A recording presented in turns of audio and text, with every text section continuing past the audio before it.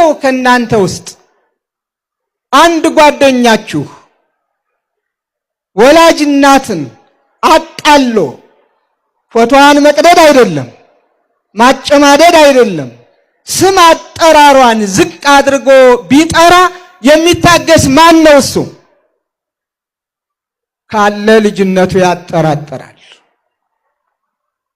የእናት ፍቅር የሌለውም ያሰኘዋል ካለ ዝም የሚል። ለዚህም ነው ኦርቶዶክሳውያንም እናታችን ስትነካ ዝም የማይሉት። እኔና እኔን መሳዮች ለማስታመም ለማስተማር ትዕግስትን ለማዘውተር ቀስ በቀስ ብለን በሕግ እንሂድ ስንል ወጣቱ ደግሞ ትዕግስቱ ያልቅና ለምን ይላል።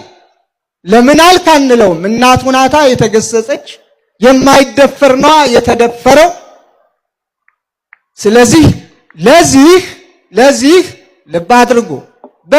በተለይ መልእክቴ ለሁሉም እገሌ ወገሌ ሳንል ይልቁንም ለሃይማኖት ሰዎች ለሃይማኖት መሪዎች